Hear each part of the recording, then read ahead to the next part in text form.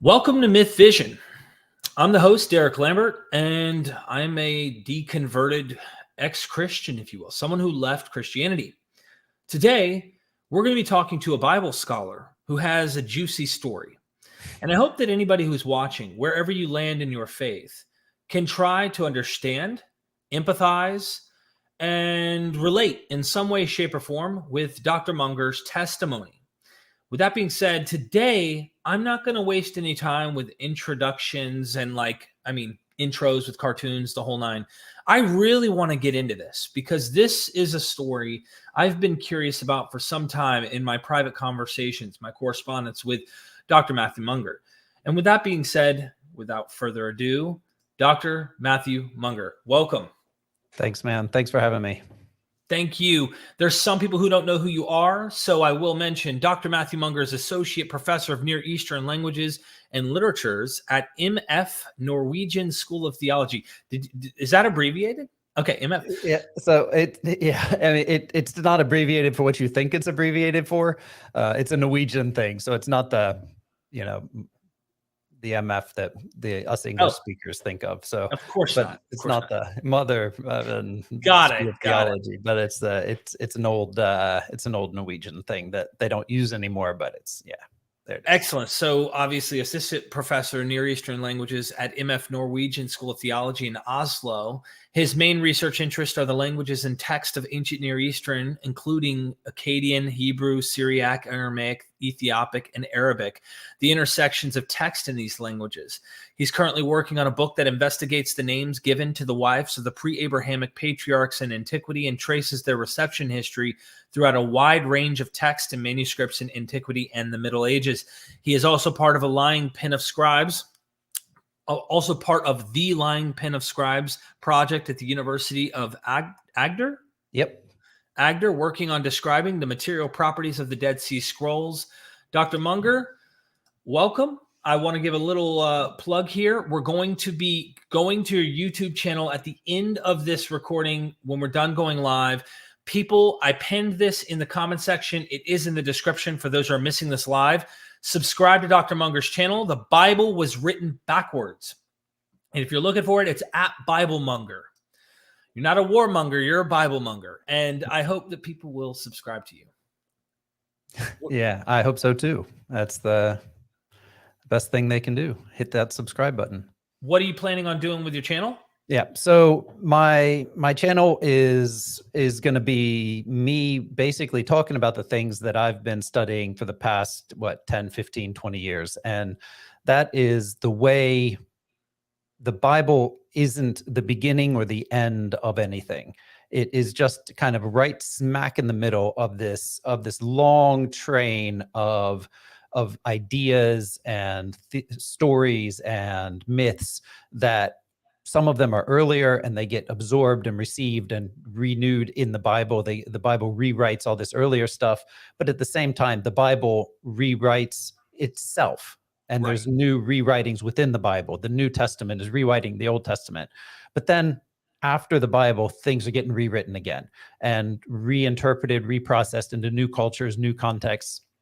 So we're going to be looking at all those kind of things just like picking up texts in the Bible and looking at what inspired that text in the Bible, and then looking at how that text then goes on and becomes something new in new contexts. And just letting everybody know, the 118 of you watching right now, if you go subscribe, we're going to refresh this. I hope that by the time we're done with this live, there's 215, maybe 300. Shock me. Please shock me. Show why myth visionaries are the greatest. Go subscribe. And at the end of this video, we are going to jump over.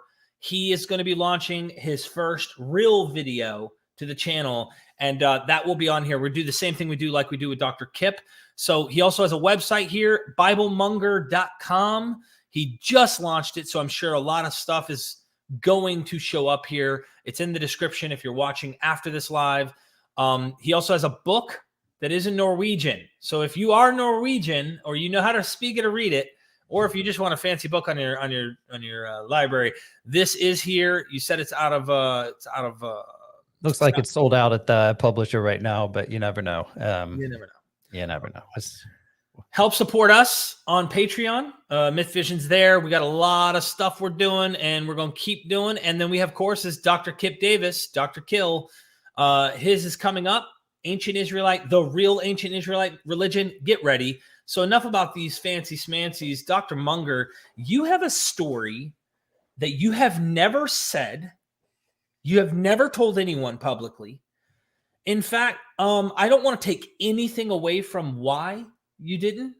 Maybe you can share with that as well along the way, whatever you feel comfortable with saying, because it's your story and no one needs to take that away from you. So tell us what happened. Who are you? Where do you come from? What did you go through? And we're all here.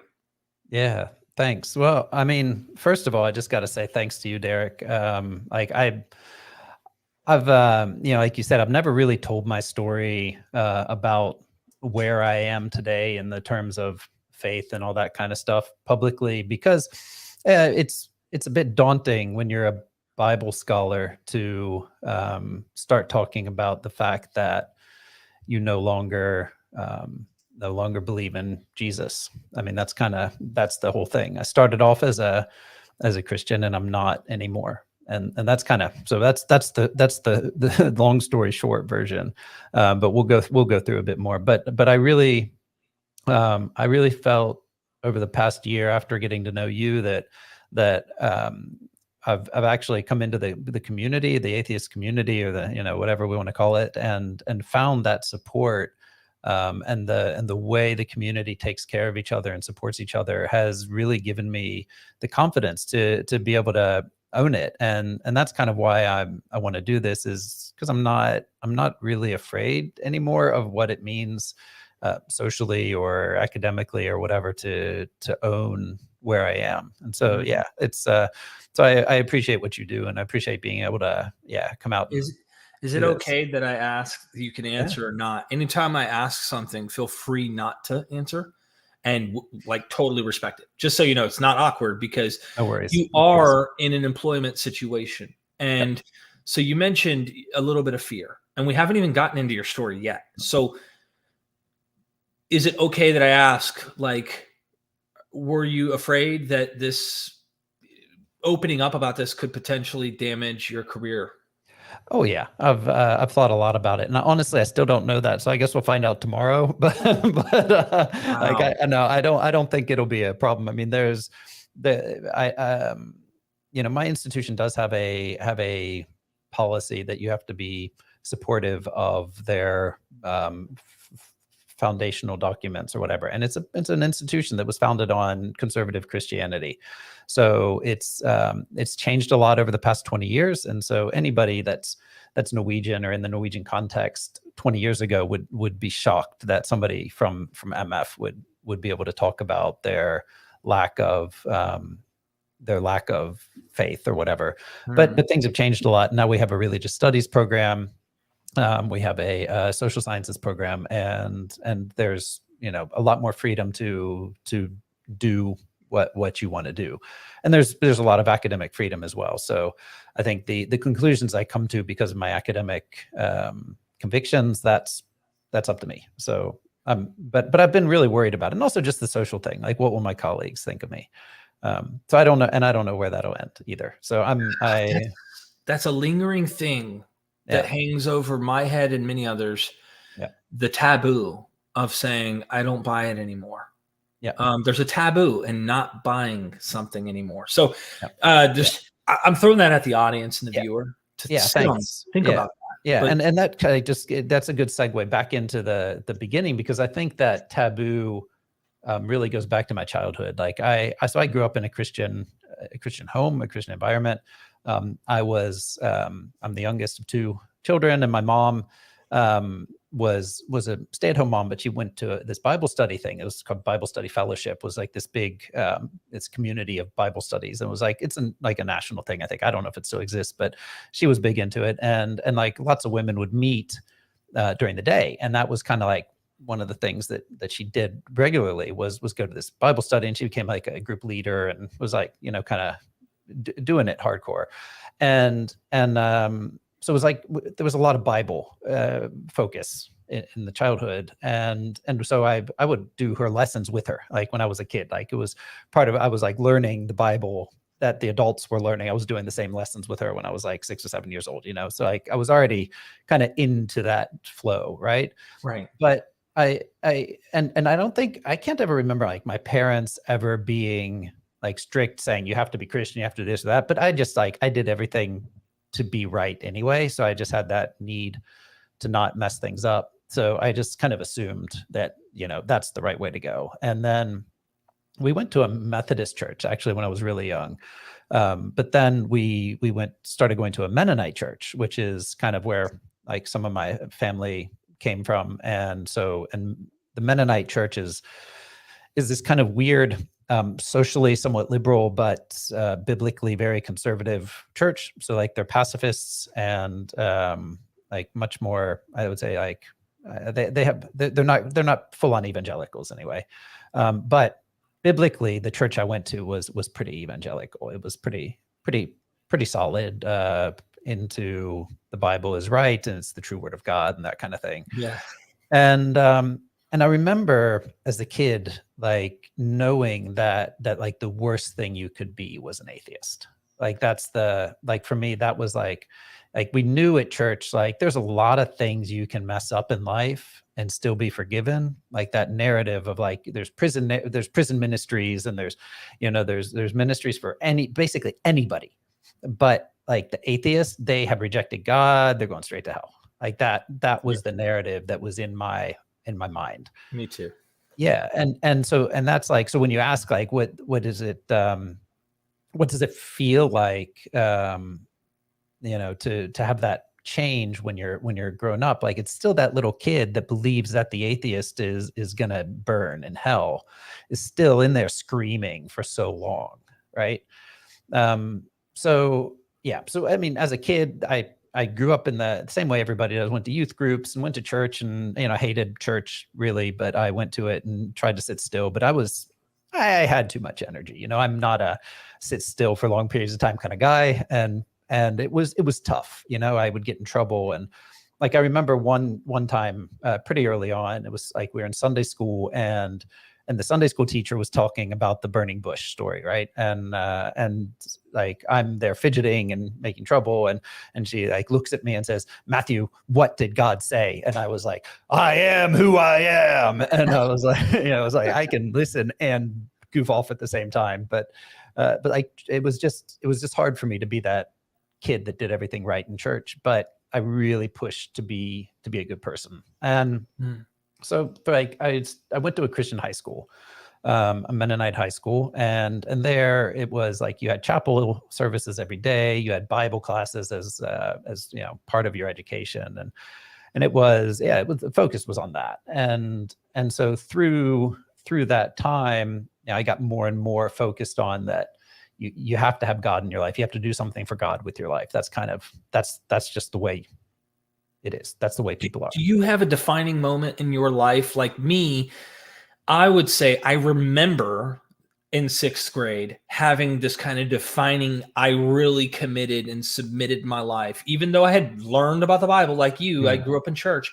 Yeah. Is there a moment in which you thought, I'm serious about this now? Yeah. And so for me, it was, well, I mean, I of course had like a lot of commitment, I think, when I was younger, but the real conversion moment for me was when I was 17. And I was a pretty good kid. I didn't get in a lot of trouble. I had when we went on a school trip to Costa Rica, I had a couple drinks, and it was goofed off a little bit. Like I snuck some whiskey or moonshine from my dad or whatever. But like, I didn't get into a lot of trouble. And but when I was 17, I did something pretty stupid that was really hurtful to somebody else who was a friend of mine. But I ruined that relationship pretty well. And I did this also. I did it at school, which is something that also is never smart. And so I got in a lot of trouble, and like got suspended from school for a while, and of course I felt horrible. But I remember going into the principal's office afterward, and it was kind of like this: "Are we going to let you back in?" kind of feeling. And he says to me, what is wrong with your relationship with God that you could do something like this? And I was so hurt. I was so convicted by that, I guess would be the Christian way of saying it. Like, I was like, oh crap, I got to get my life together. And the only thing that I could really improve was to like be totally 100% committed. I will never again do anything wrong the rest of my life, whatever. I will always live for God 100%, whatever.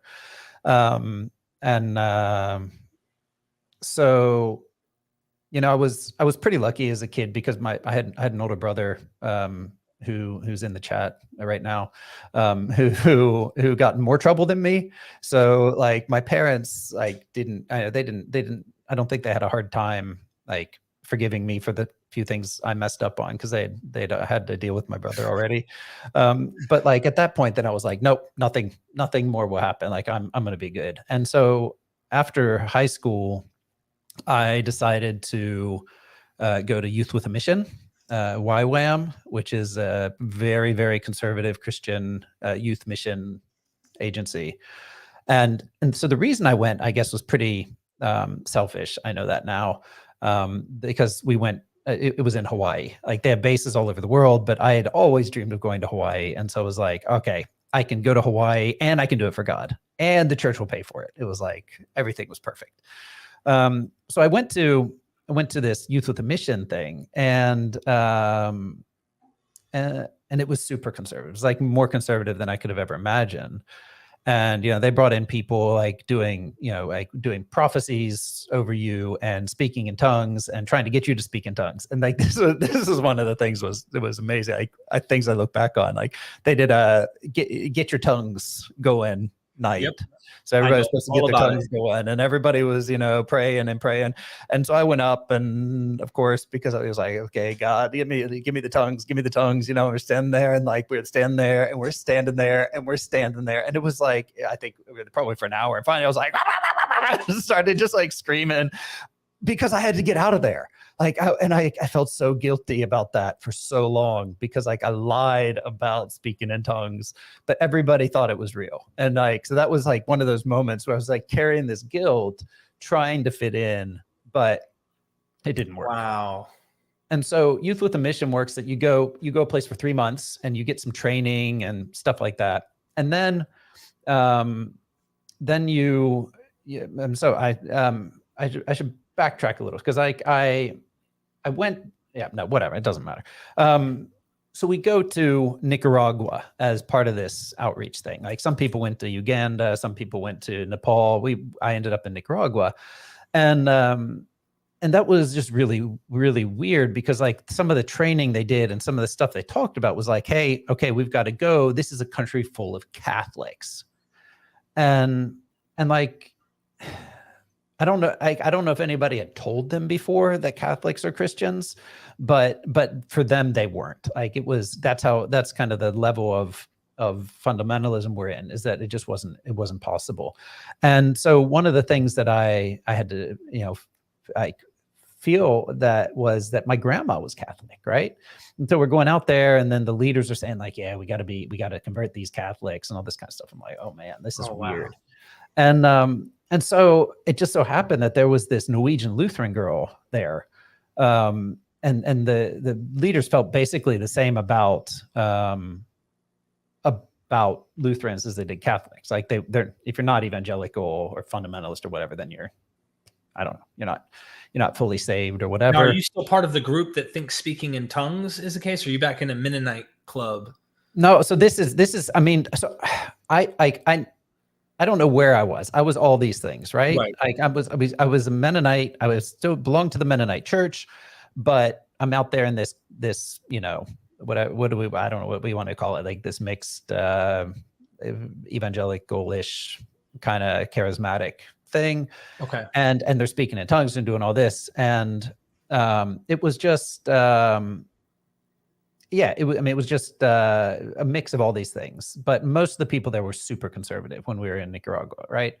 And so I get to know this girl, Maria, who is this Norwegian girl, and she's also having a hard time with this, because she's like feels condemned by it too, you know, like what are we doing? Like why are we trying to convert Catholics? Like standing on street corners telling people that because of their sins are going to hell and acting out dramas and trying to get people to go to a church that we're never going to be there to ever see again. You know, it was just kind of like we were there for us, not for them, is the feeling I have now. But we were doing it for God, and there was the whole, you do everything for God. So we're still super committed. And then, so after that time, like we came back to, we came back to Hawaii, and so this girl turned out to be, you know, more than a friend after a while. It was a relationship that was built on a weird situation, like being in Nicaragua and being kind of the outsiders in a group. And so she invited me back to Norway to visit, and, you know, basically I never left. So I ended up marrying her. So we stuck it out. But the process of moving to Norway was kind of, strange. You have to, in Norway, they go an extra year to high school compared to us. And so you have to do a year of university in the States if you want to be able to go to school in Norway, or to, you know, get a student visa or whatever. And so I went to Eastern Mennonite University, a Mennonite school in Virginia, for a year. And there I studied, you know, I studied some mission, but I studied the Bible a lot. I had a class with Dr. Nancy Heisey, who taught about, it was an intro to the Bible kind of thing, where she let me do actually my project on the Dead Sea Scrolls. Like, so I was using translation. I hadn't learned Hebrew or anything, but I was comparing passages from the translation of the Great Isaiah Scroll with Isaiah from like the NIV or whatever, and showing differences. And I was like, and I wrote this paper. At the end of the paper, I said, like, man, I hope one day I can learn Hebrew so that I could do this for reals. And so it was like, I think that was pretty prophetic. But so anyway, I moved to Norway, and basically what I had to do was of course follow God and start studying theology. So I ended up in this school, and it's the place where I work, right? So I've been here off and on for the past 20 years. Wow. And so I started studying theology. I went through the first 3 years of theology, and by that, then I'd finished Hebrew and Greek. And while I was studying Hebrew and Greek, I realized that I kept asking questions like, why? And the teachers would say, it is just that way. There is no explanation. And I was like, there has to be an explanation. There's an explanation for everything. And when I couldn't get answers, I decided I needed to study linguistics, because that would give me the tools to answer the questions. And so when my first son was born, I took a break from school. I bought the books for the first semester of linguistics courses at the University of Oslo, and I read them all. And I was like, I felt like I found my home. Like I was just like, this is amazing. Can you imagine reading stuff that you actually care about? I was like, after 3 years of theology, that's how I felt. Wow. And so I signed up to do the university. Just to get in your head, you think learning this stuff, first of all, you already know in your head that this is true. You already know that God is real. This is true. The Bible's correct in your head. Of course, I'm trying to get the psychology here for our audience to track along. Yep. You're reading this stuff thinking like, I'm only going to like really be able to prove my religion and have an answer for things that nobody's had answers for. Like, I can actually solve some problems for many people who are serious about the word of God. Yep. Yeah. And that's why theology was boring. I mean, so this kind of theology that I was exposed to was just kind of like, here's the dogmas and here's the reasons why. And it's just like, but of course it's true. So why do you even need to argue for it? Like, it's just silly. Right. So theology didn't get me going at all. Like it was later. So, and then this is kind of ties in because I start studying linguistics, and I being someone who, doesn't think things through all the way. I just signed up to do that parallel while I kept going through the theology thing. So I was doing my BA in linguistics at the same time as I was working on finishing my bachelor's in theology and then my master's in theology. and just going to 2 different universities at the same time. They're about, like half a mile apart. So it's not hard to get back and forth. Right. But so I'm studying linguistics, and I'm learning, like, in linguistics, there's this amazing thing that truths are just probabilities. So like when we say like there's universals, like language is like this, it means that 90% or more of languages are like this. Like there's always going to be exceptions to everything. And if you say there's no exception, then somebody's just going to make an exception and get people to start saying it so that they can prove that exception is there. So basically there's very, very few, truths in linguistics. So you start learning things like that, it does something to you. And at the same time, I took a course in the Hebrew Bible where we were going into like the anthropology and the worldview of the Hebrew Bible. And I had to write a term paper on the question of, is there an immortal soul evidenced in the Hebrew Bible? And like my conclusion was, there's no evidence for an eternal soul in the Hebrew Bible. Like that's something that shows up later. And that was also a shock for me, because then like I realized, like, crap, what do you do if there's no immortal soul? Why do we have it in Christianity if you didn't have it in Judaism? And that was like, okay, this is a bit painful, but whatever. It's academic, so we deal with it and move on. So I keep learning linguistics, and I get into a program in Semitic languages with Lutz, who is a Semitist who was here in Oslo for a while. And he took really good care of me. He gave me awesome classes. There were like 3 or 4 of us all together ever in the program. I mean, it wasn't a big thing, but he took care of us and really inspired me. And he taught my first class in Akkadian. And so I remember getting John Hunegard's Grammar of Akkadian. I've still got it behind me here. When I got that in the mail and I opened this book and like this brand new Grammar of Akkadian, you see the cuneiform things there. And it was just like my head was exploding. I was like, this is amazing. I can actually learn this stuff.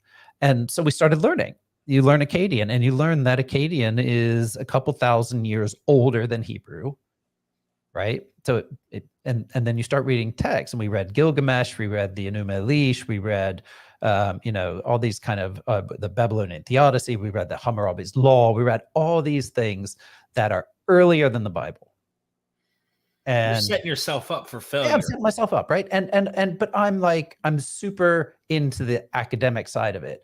And so every step of the way I'm saying, oh, that's really neat. I believe that. I agree with the scholarly version. I'm critical, I'm reading, I'm learning, but you know what I'm learning makes sense, so that's fine. So I'm just like putting that here in my head, and still I'm going to church and I'm doing the churchy things. Well, towards the end of my studies, I'm taking a course in a West African language that one of our professors happens to teach, called Fulfulde. And it's like because you have to take these random languages just to get your linguistics degree, right?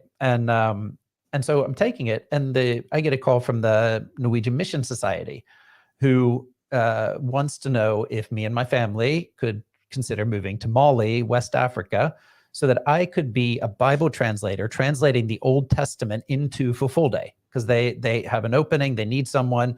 And because I literally am a linguist with a degree in theology in the Old Testament, I would be the perfect fit. And I'm like, holy crap, I'm a perfect fit. So real quick, your serious conversion is 17 years of age. You're married now. You are like dead set on linguistics. Am I breaking up or am I good? You're good. Okay. Dead set on linguistics. You know your stuff, and you're still like, I have a calling from God. Now you're literally doing what any Christian would say is like the most real thing a Christian can do: missionary work, going into the third world, literally trying to take the word of God and give it to these tribes. Yeah. Oh yeah. And we were, and it was hardcore. We sold our house, we sold our car, we sold everything, used all our savings to do this. How old were you?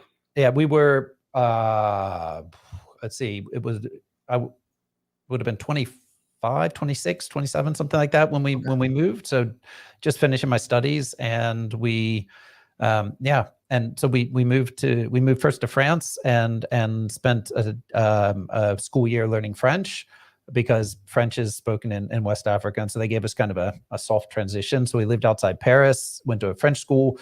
The weekends I would be in the Louvre, in the basement of the museum, and looking at all the old stuff, Hammurabi's Law, the Mesha Stele, like all these cuneiform things. I mean, I loved it. I got to learn French. How many languages do you speak or know or can read? Yeah, Like, I don't know. It's a hard question, but I don't know. I can work with maybe 10 or 15 languages that I use kind of regularly. A few more that I can navigate. I've forgotten a lot, so I have to look up stuff. But I get around. Okay. It's no worries.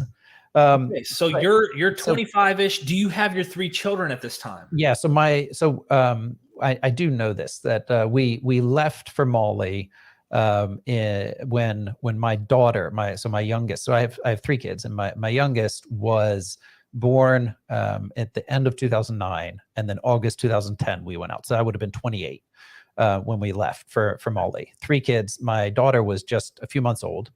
Can I show that picture to give people? Yeah. And so this is there we go. This is after we've been there almost a year. This is kind of this was on Easter, the year after we got there. And we lived in a city right on the edge of the bush. Oh, nice. Somebody from Bamako in the chat. Nice. We lived there, and I started working as a Bible translator. But what that means is you have to learn the language, you learn the culture, you have to get kind of immersed in everything. And then it was supposed to be perfect, right? But like within 2 weeks of we got there, my one son got malaria, super sick. It was really freaky. Like, I mean, the doctors came and they gave him an IV and kept him at our house, like with an IV. And within the first fall, we had like malaria. It was just like, and to us, we're thinking, oh gosh, like what's going on? But it's part of the fight, whatever. But even worse, like a few weeks after we got there, the ambassador from Norway, or I guess it was like the assistant, because the ambassador was gone or whatever, but somebody came from the embassy to tell us that they were going to close off the area we were living in the north of Mali, because it was too dangerous to be there. And so we're sitting there, and we kind of have this thing with the missionaries, and he's like, yeah, so we're going to follow Denmark and Sweden and the US and all these other people and say that you all shouldn't be here. And one, like, some of the our missionary colleagues are like, no, but like, let them take us, let them kill us, like rather be martyrs than be forced to leave. And at that point, my head's going like, yeah, no, don't take us, like send us home. That's fine. Like, and so what they did to kind of calm us down is they did a kidnapping course, not a how to kidnap, but what to do if you're kidnapped, and like all these kind of things about both like how you should act and how you can keep your faith and all that kind of stuff. And like, so, and I have to admit, like, I don't think I've admitted this to anyone ever, but like, I went and I was memorizing the Muslim confession of faith, like like in Arabic. So yeah. These were Muslim radicals. Yeah. So, and this was because Al-Qaeda in Western Africa was just above the river, like just north of where we were. And so like, this was the scary thing, is that like, there was a real danger that you could be kidnapped. And so everybody else is like, how to keep your faith. And I'm there like thinking like, I'm just going to convert. I will convert from day one. They will not kill me if I say I'm a Muslim. Just like, right. And I had so much guilt about that too. It was like, I would save myself, right. But anyway, still Christian, still fighting the good fight. We're still there. and things got progressively worse. And so like one of the things that we had was we would go to this pool. It was like this one place, a restaurant a few minutes outside of town, little restaurant with a pool at a hotel. It was like kind of felt like our safe place. And but also the French Foreign Legion, who was stationed in our town, the officers would come swim there as well. And like the officers definitely didn't believe the story that I was a Bible translator. Like when I'm like, yeah, I'm a Bible translator. Like, oh, a translator. I'm like, Bible translator. Yeah. Like, and they would tell me stuff, right? And they'd be like, so we saw, you know, six cars of Al Qaeda people up across the river today. What do your people know? And I'm like, don't have people, but yeah, that sounds bad. And so like they were definitely there. Like you had the French Foreign Legion there as kind of this last line of defense. So it was pretty intense. And it really came to a head like right before the summer, the first year we were there, when I was at work and sitting there doing some translation stuff. And I got a call from our Norwegian leader who said, get outside right now, something's going on. So I come outside, and she's like, there's something going on at the kids' school. We have to go get them. My kids went to this little French school where it was like a preschool school combined. And we go out to get in the car, and our director, the African director, comes running out. He's like, no, do not go out there. There was a demonstration, but it's turned into a riot.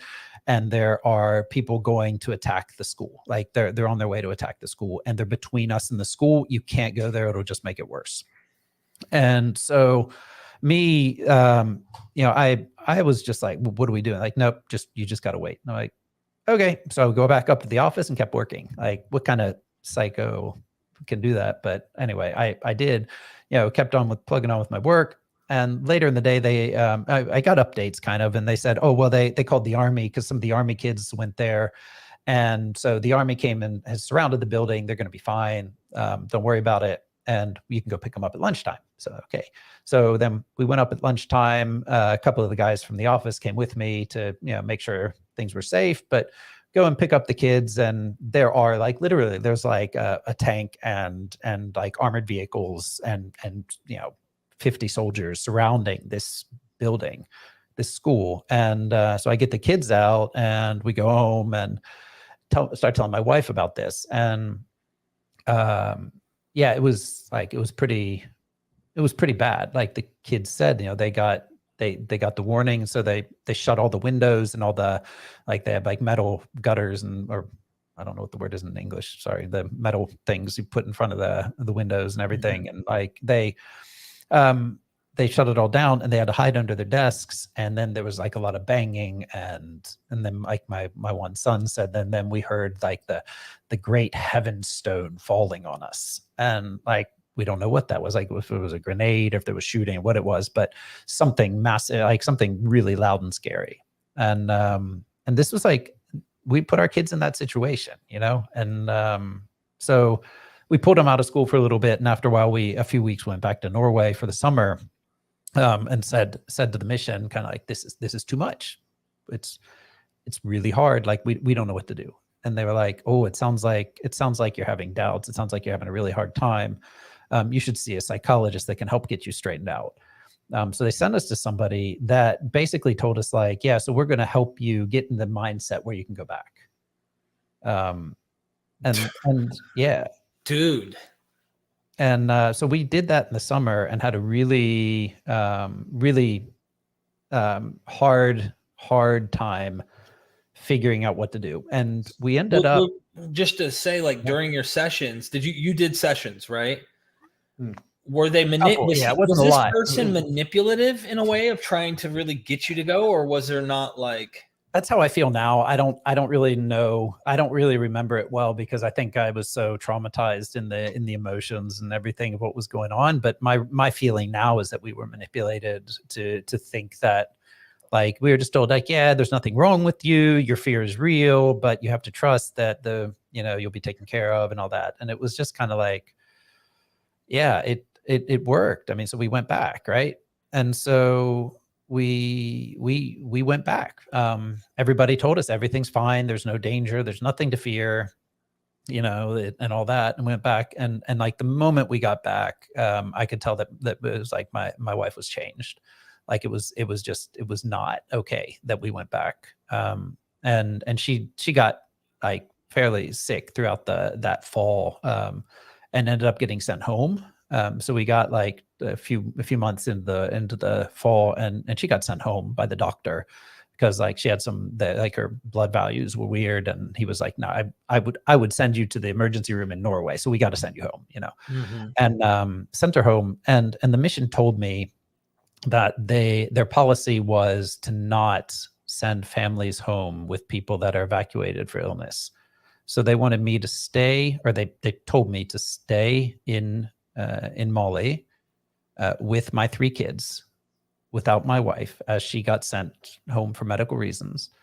And we stayed there with this a year and a half old, a 3-year-old, and a 5-year-old.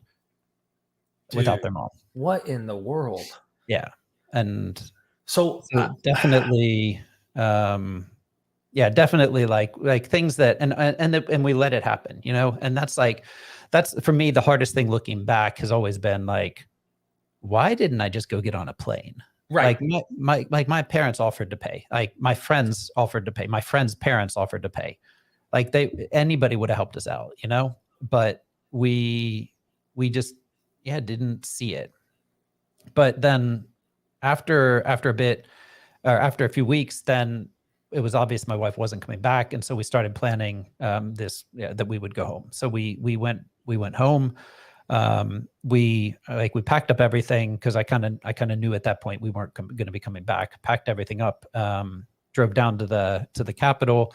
And I remember like this, we stayed with this older Norwegian couple in the capital. They gave us fårikål. It's a Norwegian dish of lamb and cabbage. The night we left, and we got on a plane, and when I had been talking with my parents all this time, we got to Brussels. We flew like from Bamako to Brussels, and we got out and we came up the stairs, and there were my parents. Like they met me there, and wow.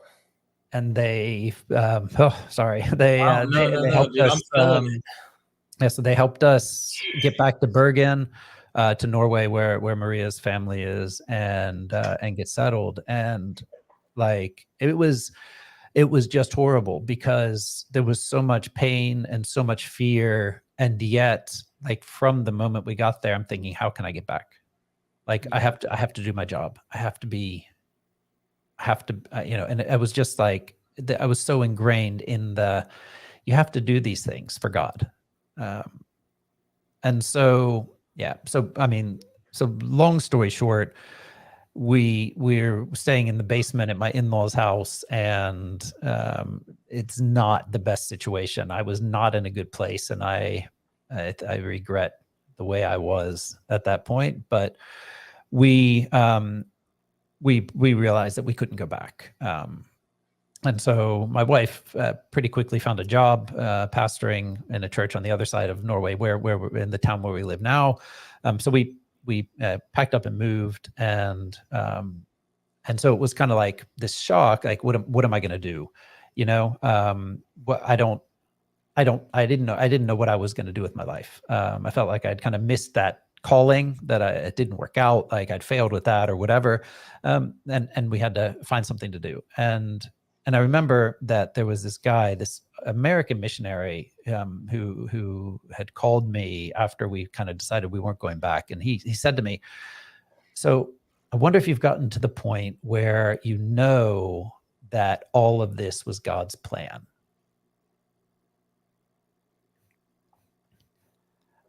And like, I think that, like, when I look back, that is something that made me turn and look in a different direction, because that was the most horrible thing anyone ever said to me.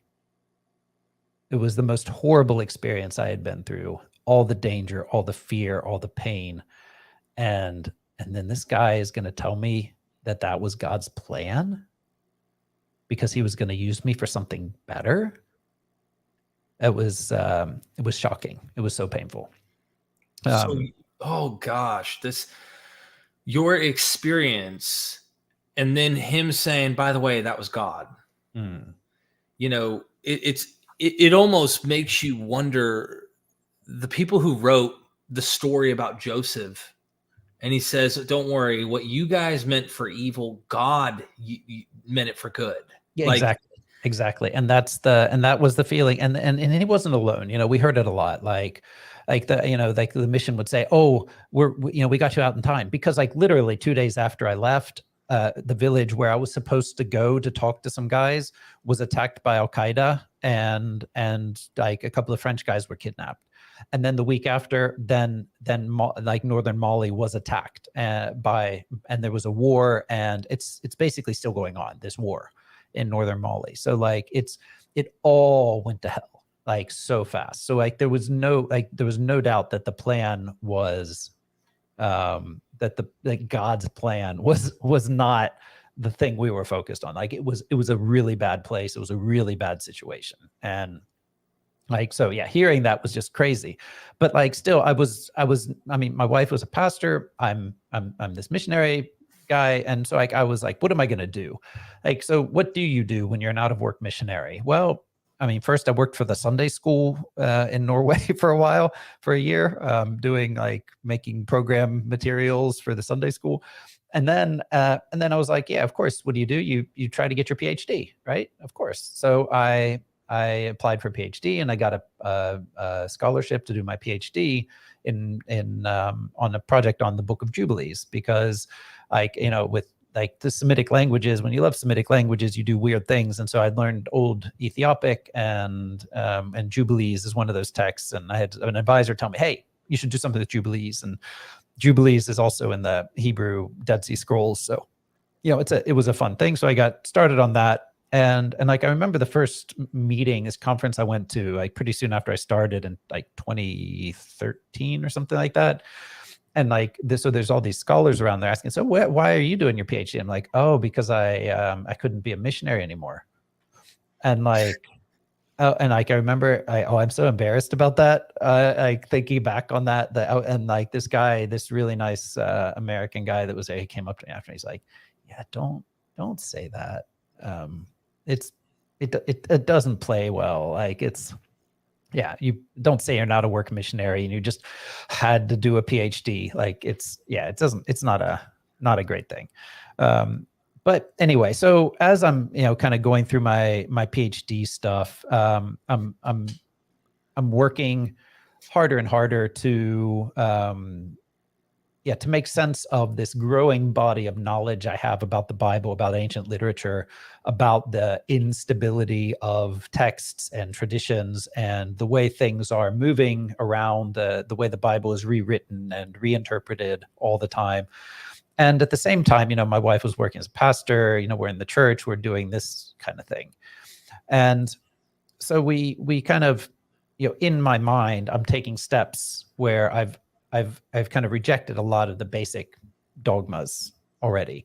I got to the point where I was pretty and moving very much towards the liberal side of things, of Christianity. Mm-hmm. Like, yeah, no, I don't really believe in hell anymore. And yeah, don't really need any, like, I don't have anything against anybody. I don't have any, it was just kind of like, yeah, just let people live their lives, and you can go to church and say the prayers and whatever. It doesn't really matter. And this is when I met Kip Davis. Kip is a really good friend of mine. Kip's great. And so we met through because of the project he was working in Norway on the Dead Sea Scrolls, and my supervisor Liv Lead, it put us in touch and made us get to know each other. And so Kip, we got to be good friends, and he came along to an Easter vacation with me and my family out at my in-laws' island.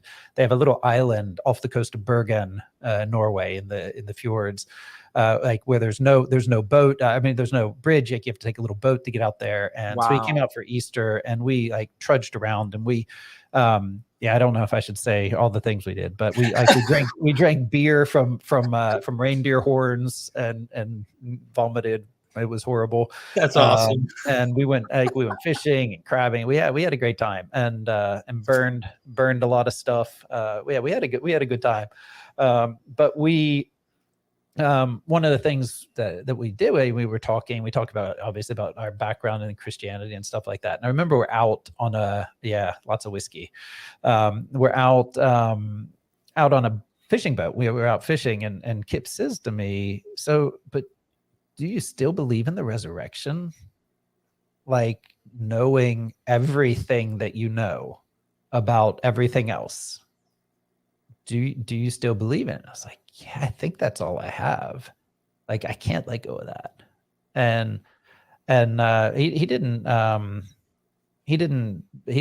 blame me. He didn't try and convince me of anything, but like he asked me that question, like, what defense do you have left for that when you kind of have given up everything else? And it was more of a conversation, I think, than like, I didn't feel like it was any accusation or anything. But and then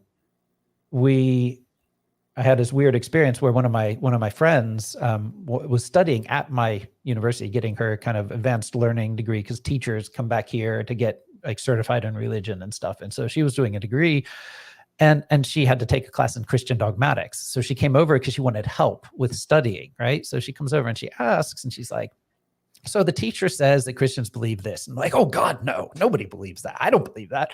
She's like, so God, do you believe this? I'm like, no, I don't believe that. And she's like, do you believe this? I'm like, no. And we went through the whole thing, and I didn't believe anything that she had learned in class that Christians believe. And of course that says something about the class too, but it was like, I was realizing, oh my gosh, like, academically, I don't actually believe any of this stuff, but I'm still committed. It doesn't matter. Like, the one thing you can't give up on is God. But then in 2017, like my wife, let's put it this way, like the trauma caught up with my wife. She'd been working as a pastor and just pushing through, and then like she had a couple of really, really rough experiences that really pushed her to rethink things. And a psychologist said, you probably have PTSD. And she started reading and thinking about, but what happened really? What was it like? She read her journals and went through all this stuff. And then it was like, yeah, she was re-traumatized really by that. And was just like, went full on PTSD. And it was diagnosed, and she couldn't work as a minister anymore. And we started like really quickly talking about, but what do we do? And we realized very quickly, or she realized very quickly, that she couldn't believe in that God and that Jesus, that religion, in that way anymore. And when she said that to me, it was such a relief. Wow. And I was like, dude, I don't believe either. And then I didn't have to support or be the Christian husband of the pastor or whatever. Like, it was like, oh God, like, I can let go. And so like the past 4 years have really been trying to figure out how to reorient myself, because like, I have a PhD in the Dead Sea Scrolls of the Book of Jubilees. Like, I've gone as far as you can go in the Bible and stuff. And yeah, and it's, and like, and then I'm an atheist.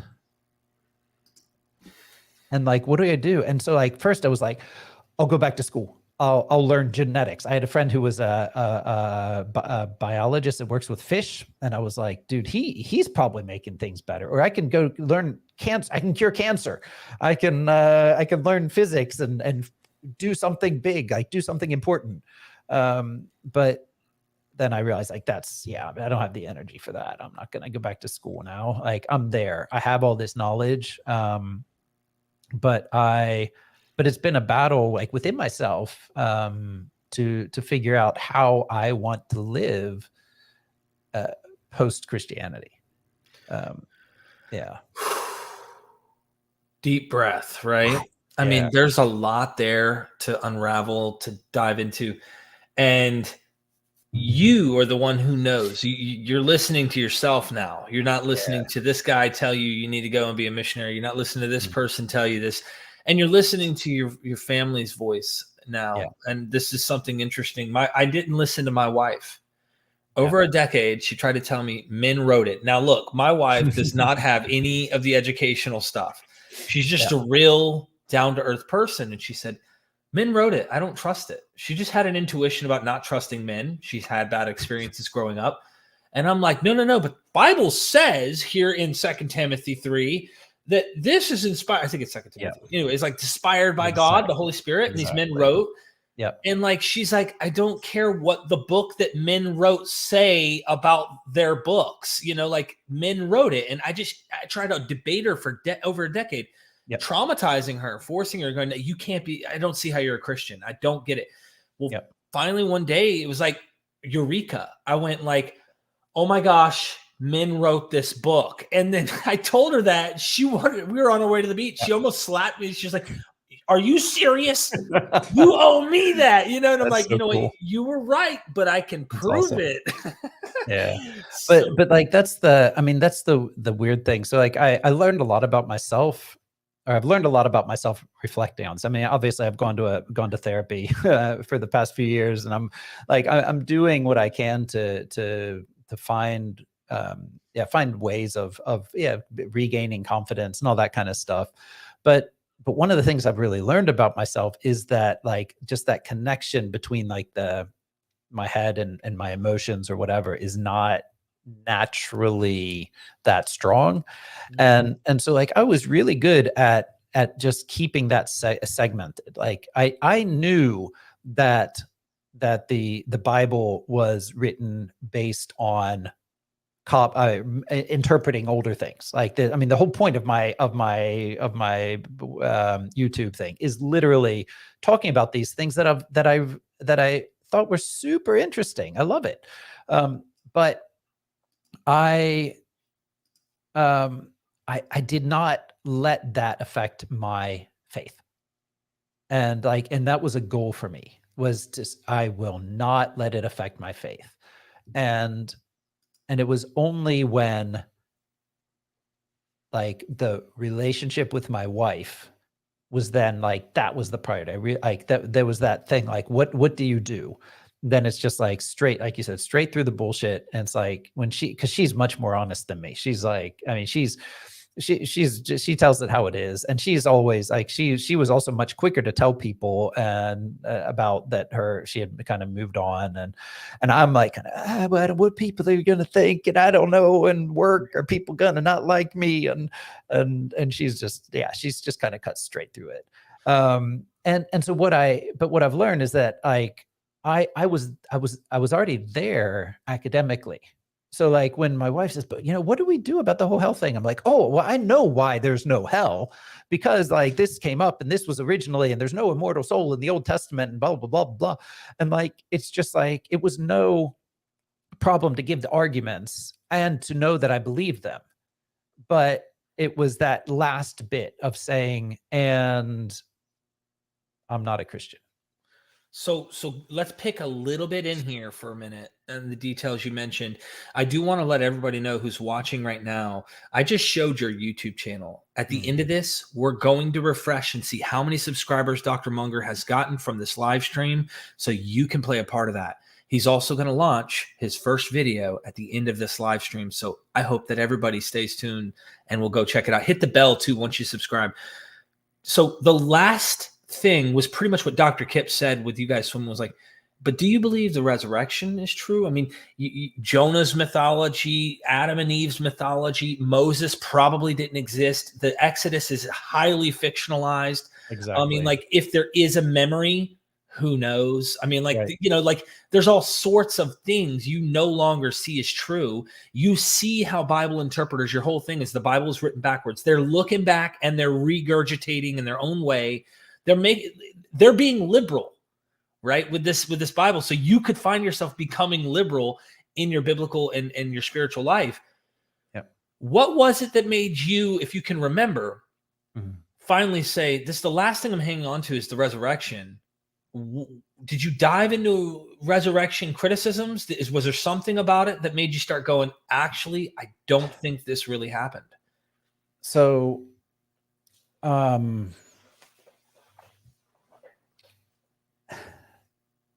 yeah. So I think really the moment that I really felt it was when I had been in Jerusalem. So I went to Jerusalem. I was looking at Dead Sea Scrolls, right? So I was there. I went to the vault, to the scrollery, and we got to pull out the Dead Sea Scrolls. We got to we were looking at my manuscripts, and what we did was we were actually, I mean, there was one of them where I saw something weird, and we said to the conservators, like, can we see the other side? And so they actually took off the glass and flipped it over, and it was just like, this was magical, right? But I was staying at the École Biblique, which is this a monastery, a French monastery that's there in Jerusalem, and right next to it is one of these places where they say is the tomb. It's like the Garden Tomb place in Jerusalem. You were probably there. Did you go to the Garden Tomb? Yes. Yeah. So it's right by the Garden Tomb, and by the way, when you go there, the way they treated us, they did not want any polemical. They want you to be on your goody two shoes. They do not allow you to be critical of what they are. Believers at the door. Oh yeah. And it was very pressure to feel the thing. And so I went there and I did my, I don't know, stood in front of the tomb and tried, try to make myself feel holy. And then I mean, long story short, I was had a lot of people that were kind of giving me a lot of feedback on that trip, like to feel the religion, feel close to God, whatever. Like maybe that's finding my way back or something like that. And I came home and I started reading, of course, about that, about the Garden Tomb and about the Holy Sepulchre and about the different ideas of where it was. And started thinking, historically and critically and looking at it. And I'm just like, what the hell was I thinking? Like, I'm standing there, like feeling emotions because they're making me. Right. Like it was so set up to be this really emotional thing that was going to get me, right? And so I was just like, so I went out that weekend for a run, and I was running, and I was come up this pretty hilly place, and I came up over the top, and the sun just kind of boom, it just hit me over the fog, and the sun was shining, and all I could think was Shamash is shining on me. Shamash is the name of the Akkadian sun god, right? And I was like, oh shit, what did I do? What did I think? And I'm like, you can have a religious experience running.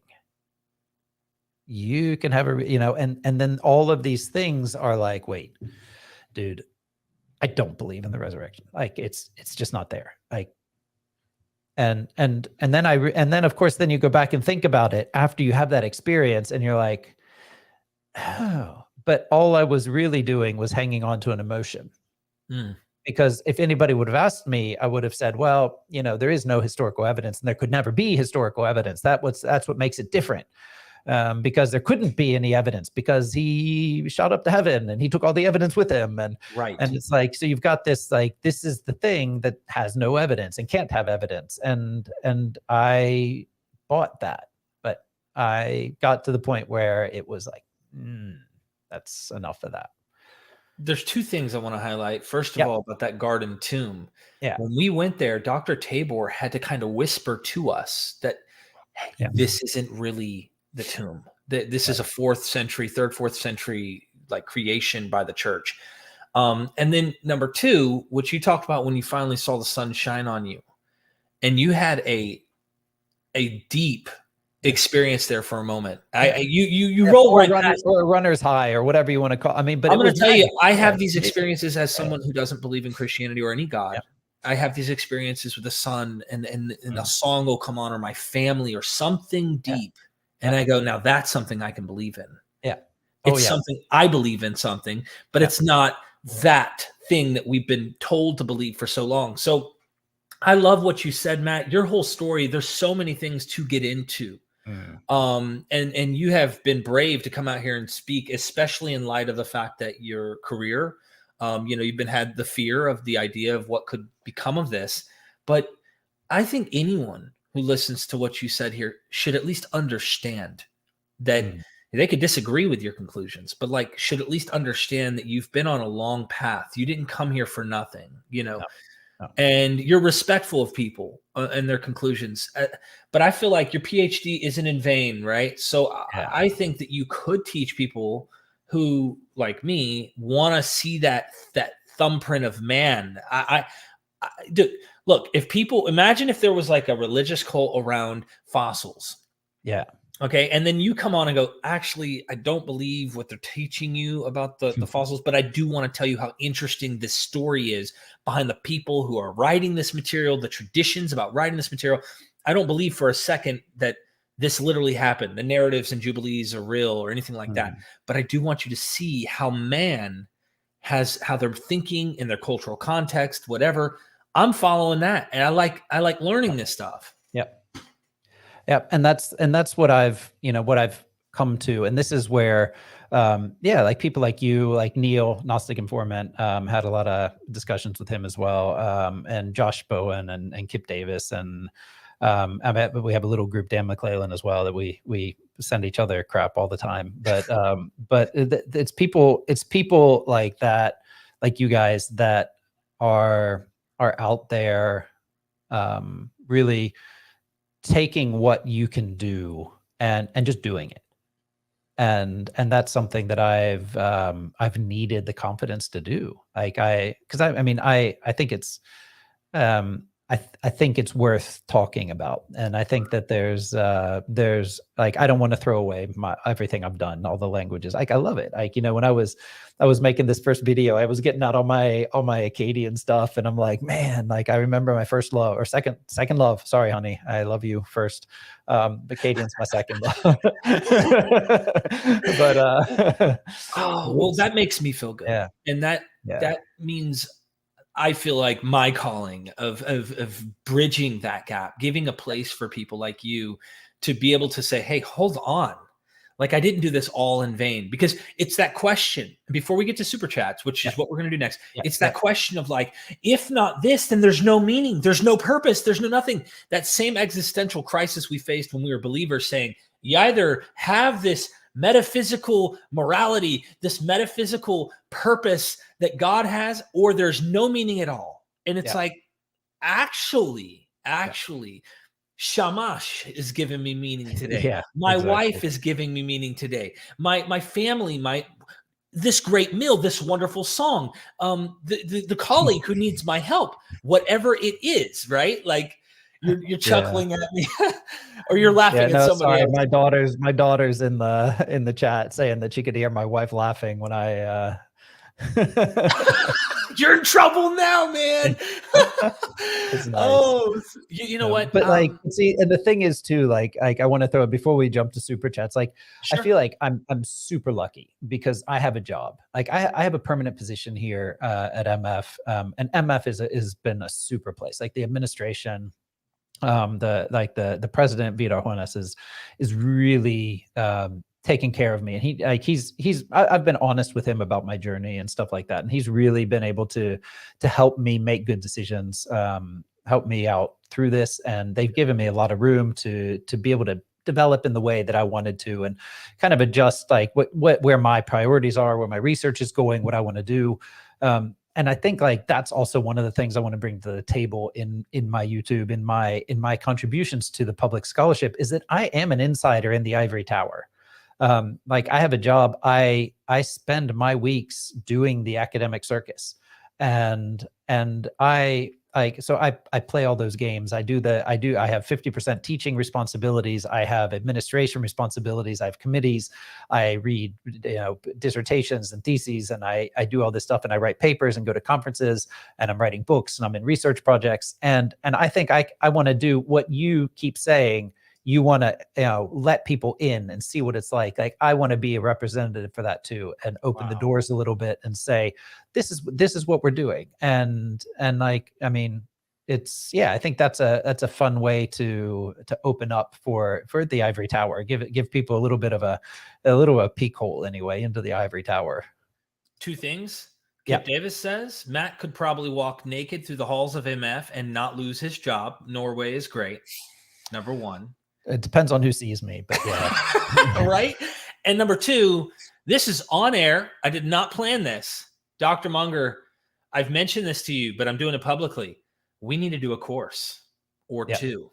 Yeah. And I will promote you. I believe in what you like. I believe in what you're trying to do. I am sold on this story and because I relate in so many ways, and I'm glad that you opened up. I know there's a ton of bricks lifted, at least psychologically. Yeah, I mean, definitely there's no bricks, but they're psychological bricks. Yeah, I'm just saying there's something about telling an untold story. And that story, man, that's your testimony. That's a hell of a testimony. Yeah. I seriously appreciate you. Yeah. Thanks, man. Absolutely. So now we get to have fun and talk to the audience, right? Yeah, so let's do it. This is what super chats are all for. They help support what we're doing here, creating our own little ivory tower, but it's got ladders on every side. It's got elevators. It's not something you have to go through all the hoops to get to. Anyone and everyone can get to it. So, well, and you should know, Norway is definitely a lower lower on the hierarchy of making things beautiful. Like, so it's a brick tower I'm in, and it's only 4 floors. So it's not it's definitely not ivory here. Yeah, I'm talking. It's no Oxford. It's no Oxford, but the education is still stuff that most people don't know. It's hidden in books that are behind the languages that nobody's reading, and you're doing the work. So, Constellation Pegasus, thank you for the super chat. Did your Hebrew Bible class admit they believed in a flat Earth and dome cosmology? Yeah. So here, so I mean, there's different. Let's look back. Like I don't remember it being discussed at the Mennonite college. I can't remember that, but here at MF, it was mentioned definitely that there are that there are different views. Like, so let's put it this way. So in class, a lot of the professors would say things like that, like that there would be flat Earth, or that there would be, this is what's being described, but then they would have a theological explanation for it. Like would say, and that's why we shouldn't read it like that. We read it as theology. And so then you have a theological or allegorical reading or whatever. And that's fine. Like, I mean, that's what they were doing. But like in my Hebrew Bible class that I teach here, I literally, the first thing we do is I make them draw that scene. I make them draw the waters over the waters and the flat and everything. And we do, so they draw Genesis 1. Like, that's our first thing of learning exegesis. Like, how do you start? And the first thing you have to do is, like, they all do a drawing, and then I tear them apart. I mean, I don't physically tear them apart, but I say, like, so why did you make the earth round? And they're like, because what? The text doesn't say it. And like, so we go through and look at all the things that we assume. And so now people here learn that. I don't know if, but I mean, it's kind of here, it's this place, we kind of float in between the really conservative and the more liberal stuff. Wow. Thank you. Constellation again says, Matt sounds like a little, I think he means like him, like he relates. I sound small? I think, right? I spent thousands of dollars kicking and screaming to prove Watchtower was correct. Watchtower went down in flames. Yeah. Thanks, Constellation. I see your name floating around a lot. So yep. Again. Concerning your guest yesterday, I'm disappointed with his apologetics. He could have given a yes or no, or text does not specify for an answer. His silence was truly bizarre. So it's irrelevant to our show, but I had Dr. Del Martin on, and we were discussing whether or not the Bible condemns homosexuality and stuff like that. And so it got into interpretation, which got really off subject for today's show. So, but if you want to watch it, go check it out and let me know what you think. Imnag, I came from a Spanish Mennonite church that turned evangelical, dance worship, tongues, the whole 9 yards. Derek ever considered having this content translated in Spanish? I have, actually, and I don't know what YouTube's going to be doing, but I would love to. I have done subtitles on some of my videos, but it'd be awesome to have people actually translate, because I know that would get more viewership from that audience. Problem is, nobody enjoys the Netflix shows that have like the lips going, and then it's like, and he went to the store, and it doesn't match at all, and you're like, really good movies don't like. Yeah, no, but I mean that's a cool thing. But there's, AI is getting better and better, so hopefully that kind of thing will be easy soon. I think it will. Constellation, do feel bad, Matt. I think he means don't. Not sure. Jehovah's Witnesses shun family. When you're a believer, you'll do what they say is right, even if it raises red flags. Yeah. Have you had any since, or you haven't really been vocal about it? So let me tell you, I have been honest with my parents, and they have been amazing. Like, wow.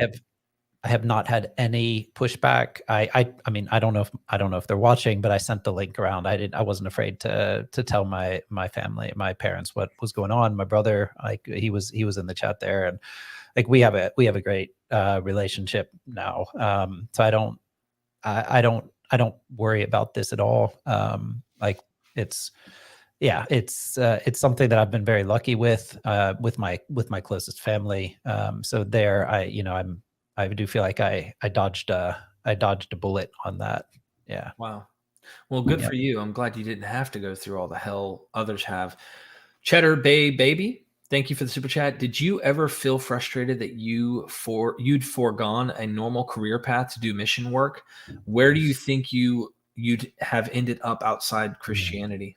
Yeah, I mean, they have thought about that a lot. Like, so so where I'm sitting right now, I feel fine. Like, I feel like I'm able to do things, and I feel good about my choices. Like, and in the sense that I can do something meaningful, I can enjoy it. But yeah, I've often felt frustrated that I didn't, like, actually objectively stop and say, what do I love? Like, why didn't I pursue a career as a professional linguist, or, do something else, go into physics or whatever, like fish DNA or something. Like, I mean, there's like, and I've also had that regret of probably, giving away $500,000 as tithes over the course of my life. Like, that's also like been like when we came back from Mali, I was 30.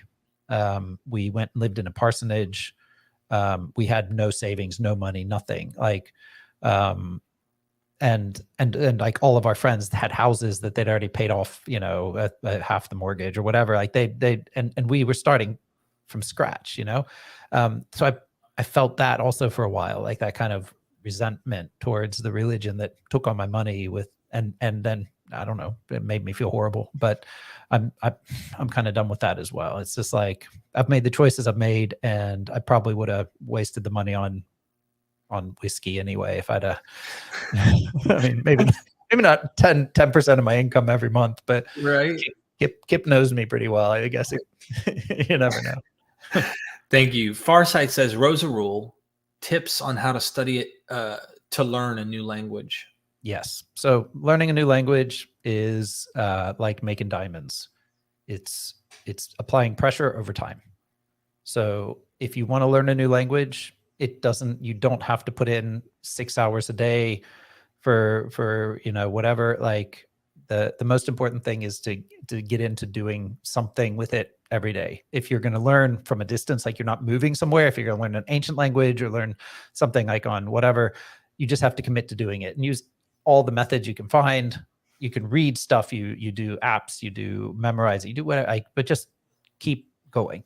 Do all the stuff, but you'd have to do it daily for weeks and weeks and months, and then, like, but also finding someone to practice with is the thing. Like, so it's like, languages are made to be social. Like, that's literally the whole point. They're communicating between people. So if you can find somebody to do it with, to communicate with, or learn with, or whatever, it changes it too. So activating more than just your eyes.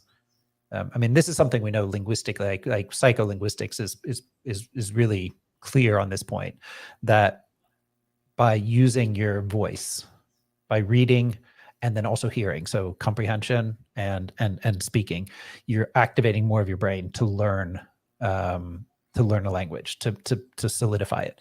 And so like just sitting there and trying to read, like even if you're just trying to learn on your own, say the words out loud.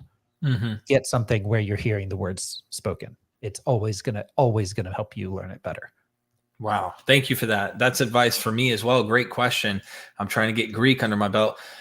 Cool Rob too. Thank you for the super sticker. Seriously appreciate the support. That's a big super sticker. Means a lot. A very really cool Rob. Yeah, very cool. Joe Trapp. Thank you so much for the super chat. I really appreciate it. Joe, did you have a comment? Of course, I could hear mom laughing through the walls. I'm scrolling down. Helen Pinkham, thank you for that super chat. I really appreciate it. Did you have a comment? And I think people are just throwing you some love here. Cheddar Bay Baby, thanks for sharing. We hear a lot of stories of conservatives, but not enough about what it's like to slowly let go as a liberal. It's very different. Yeah. And that's one of those things that I've definitely experienced, is that I don't have like a deconversion experience like that. Oh my God, nothing works and fall apart. And like, I was just kind of like, it was like flipping a switch, but it was this long process of just knowing, oh yeah, but I don't accept that, whatever. And then you get kind of the end of the road and then you're like, oh, well, yeah, okay, let's apply the same logic to that one last thing. And then we'll just move on. Absolutely. Thank you so much for that. Let me get here. Yeah, I was going to ask you about that, but that seems to be, I think we all in some ways took that journey. Helen Pinkham says, I was also a failed missionary. Keep going. Thanks. Almost said keep going. Keep going. Thank you. Rama, Huria, if you had a causation pie, how would you divide the pie for the cultures that influenced the Old Testament besides the Jewish culture? Babylonian, Persian, Greek, etc. Thank you, Matt and Derek. Thank you. Wow. Okay, nice. Yeah, I mean, so it's it's definitely, there's a lot more Babylonian. So the pie is the big piece of the pie is going to be the Akkadian, Babylonian, Syrian side of things. You'd have to have a slice for Egypt, and then Persia. You get this late.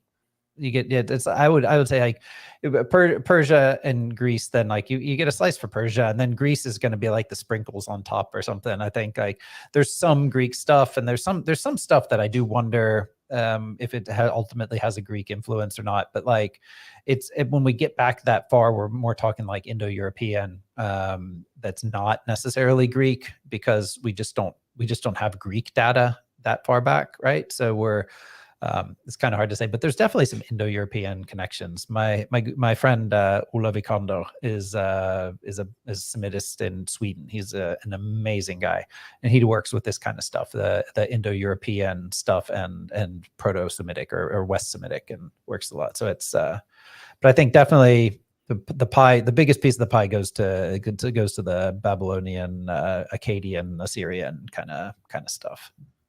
Thank you for that. Kip Davis in the chat. Hey, Derek, big fan. Can you ask your guest if he felt extra guilty denying the resurrection at the Garden Tomb on a trip to Jerusalem with Torleif? Is it Torleif? Torleif, yeah. Torleif. So Torleif Elgvin is the Norwegian Dead Sea Scrolls god. Like he's the head of the pantheon of the Dead Sea Scrolls people in Norway, and he was my supervisor, one of my supervisors on my PhD, and he's the one that took me to Jerusalem. And it was for a couple of weeks to do to work on the Dead Sea Scrolls, and we worked a lot in the library, and yeah. So we, but he also like took me to a Messianic Jewish church service, and he calls himself a charismatic Lutheran, so he's a very committed Christian. And so he's super serious about his Christianity. And for him, he felt like he was discipling me by taking me there as well. And so it's like Kip says, that was one of the hardest. But I told Tor Life years ago that I wasn't a Christian anymore. I think he's still holding out hope that I will realize that it's just like the dark night of the soul.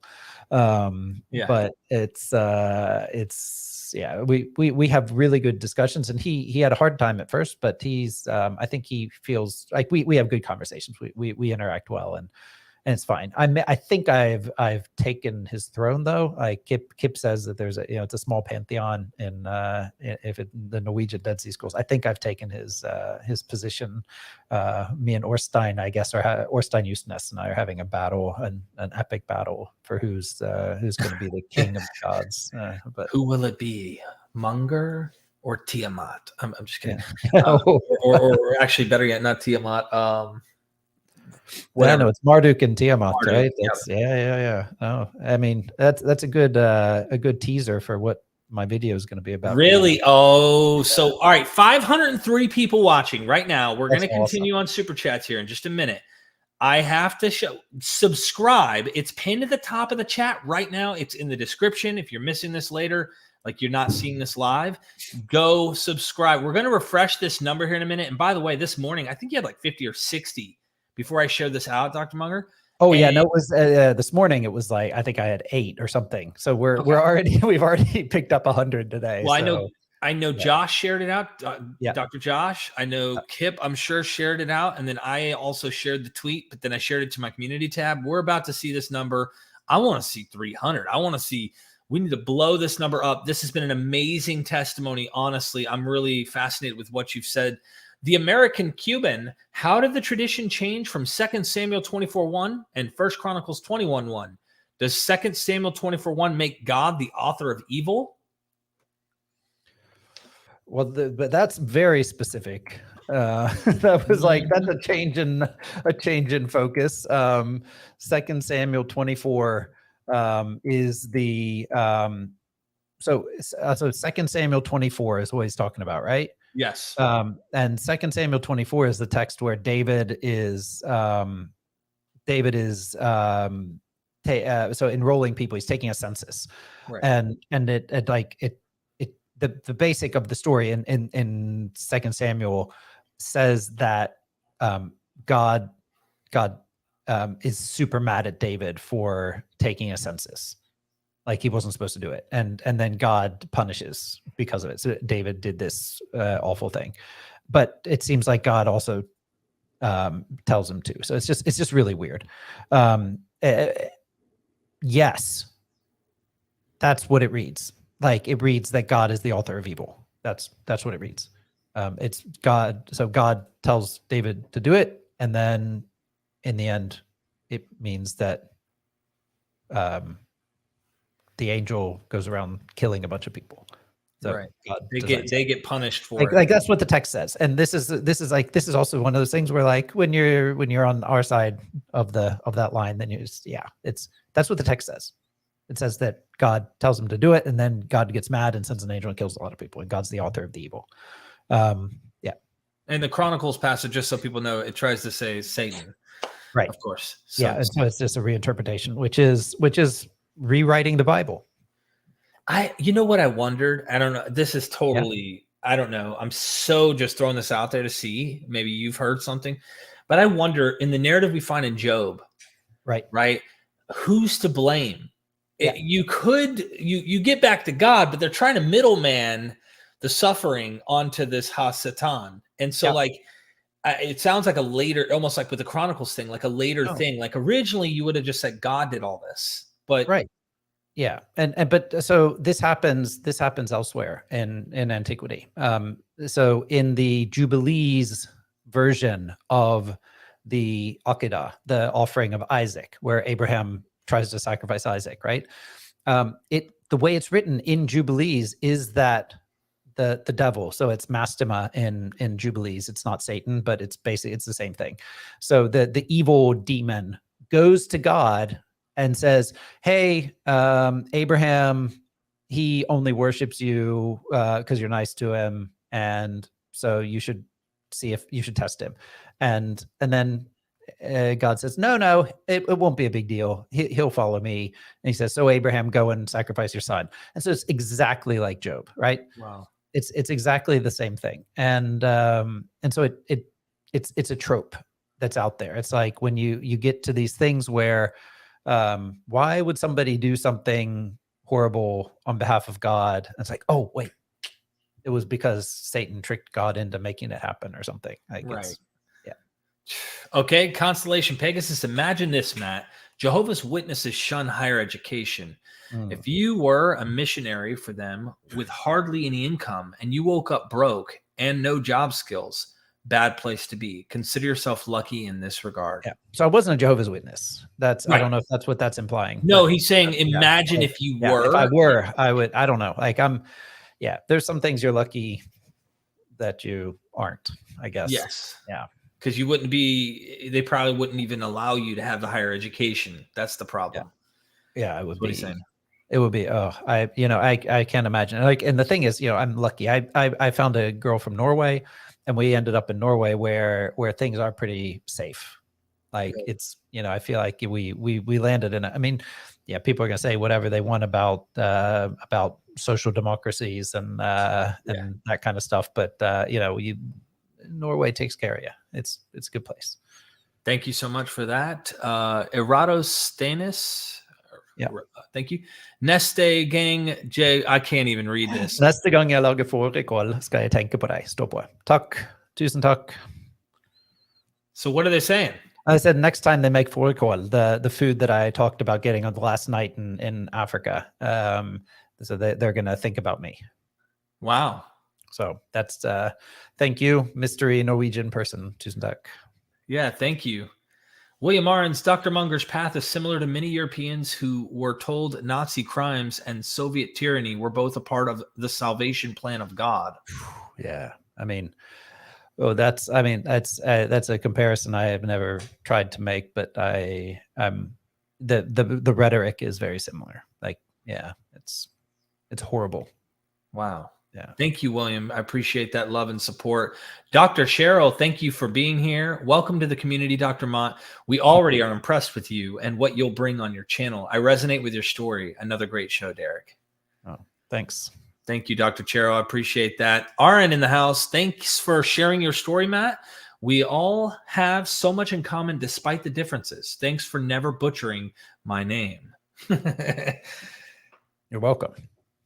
Right? Okay, we hit the bottom of the barrel here, and unless something trickles in the meantime, I got to give you another, sometimes repetition, like languages, pressure on diamonds. Yeah. We have to pressure you, and we are coercively trying to make you subscribe here, okay? So subscribe to @BibleMonger. If you go to YouTube, you can type @BibleMonger, and clever name there for that YouTube channel. Yeah, that's all Derek right there. I am eternally grateful. Derek and I were talking, and I had a long handle, and he's like, you should have something like Monger Bible Monger. I was like, within 2 minutes, I'd snapped the handle, snapped the web page, snapped the Instagram. So I've got them all now. I was like, dude, his last one was the Bible was written backwards 770. I was like, hold on, what is this? No. Yeah. And anyway, he went right away. This was last night. This was yesterday. And he already has a website. He's already got the YouTube. Everybody go check that out. You've got a book, of course. Yeah. And I can tell you, on the webpage, my plan on the webpage is to post resources connected to the videos that I do. So I'll be doing that with each video that I drop. I will put like whatever resources I can get, either if they're available online, or show you the books that I suggest for that kind of thing. And then any discussions that come up, I will add to that. I'll also put in a section for like current research projects, things I'm doing, and then we'll see as it grows, like what might be interesting to throw out there. Okay. All right. So here's the deal. I'm seriously trying to save as many souls as I can right now, right? 2 Peter 3, this joker, all right? A minute is like 10 minutes unto MythVision, okay? So I am going to do, I don't know if you noticed, I did a poll on YouTube, And I asked a simple question. We're going to go ahead and close this poll in just a second. And the question is, do you relate to his story? Simple as that. Yes, no, somewhat. We're going to end this poll. I'm giving 10 seconds. Then we're ending the poll. Then we're going to go to the YouTube and refresh it. This is my way of like, we're gambling here, right? Together. Let's see what happens. Ending poll. 3, 2, 1. All right, ended poll. Now, do you see that? Do you relate to his story? 47% of people said yes. Okay. 27% of people said somewhat. And then 25% of people said no. We had 447 votes. Wow. Pretty good amount of people voting. Yeah. I mean, I think if you define relate broadly, I bet I can understand a lot of people relate. I wouldn't wish those kind of things on anyone, like like that kind of hard stuff. But I understand the conversion and the going through, like everybody has those things that make you go, wait a minute, what's going on here? Yeah. I did not mean when I said this question, I guess maybe some people interpreted the question differently. Like, have you been over there in Africa and gone through Al-Qaeda? No. However, I do relate. I thought about my Afghanistan experience when mortars were dropping into the barracks. I mean, like I had all sorts of like definite waking up going, thinking bombs went off, and they did, and several times. So there was a lot of like, whoa, I could relate, but not everybody it relates on that. They could relate any way, shape, or form. If you've ever been to like a recovery meeting, right? You're supposed to try and listen for anything that you relate to. All right. Now we're going to refresh the. All right. You got in a couple of super chats. So grab those real quick. Okay. Constellation Pegasus, thank you again. Out of curiosity, what's the opinion in Norway about the Ukraine war? Yeah, I mean, it's very close to home here. So it's there's definitely I mean, the official position is obviously that everybody condemns. I mean, the government condemns the war, and it's and the Russian aggression or whatever. And I think the public opinion is that there's a lot of fear because Norway has oil platforms out in the sea, and one of the biggest Russian submarine bases is up in the kind of in the North Sea on that side, and so there's a lot of fear about it. So yeah, it's the opinion is that it sucks. Thank you for answering that. Harmonic Atheist, Tim in the house, go subscribe. Thank you for sharing your story. Powerful stuff. Thanks a lot. A nice 666. I was just about to say that. Okay, and look, Kip says, I'm a no. Matt's story is jarring. So the way he interpreted that was like, I can't compare my story to your story. So there's a lot there. And then Shane Torres, thank you for that super chat. Shane, Dr. Matthew, your story is an inspiration to me. I thought after leaving fundamental Christianity, there was no point in continuing my biblical studies. But now I see there is so much more to appreciate. Yeah. Definitely. I mean, that's the thing. Like you can definitely study the Bible. And I would say it's much more enriching to study the Bible when you're not bound by a confessional view. That's true. And there's so much to discover and discuss, especially when there's not these like, I guess another way to put it is you have these walls.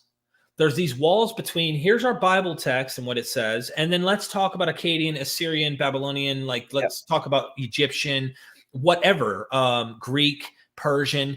You aren't going over here and then your mind is turning off this special button and like how I'm going to view and appreciate and understand this versus the king's verdicts over here or whatever. Like you're going to whatever literature and you're going to fairly assess that and not have this. All right, we're back at my special book that is going to tell us the truth. Yep. Oh, so you got they're just keep on rolling. They were just throwing money at you today, man. Holy smokes, man! What's going on? Is it Vikota? Thank you for the super chat. I just subscribed to @BibleMonger. Love the content here. Thank you. You're going to love the content there as well because he's going to be dropping scholarly stuff. Be on the lookout. And Constellation says one last one. Was Kip wearing Iron Maiden shirts back then? I think Kip was wearing the same Iron Maiden shirts back then. Kip's So like my dad. He has the same shirt from 25 years ago that he still rocks. Yeah. Kip's style hasn't changed that much over the years. So. Okay, I'm gonna ask while I'm sharing this. Can we do two things here, Matt?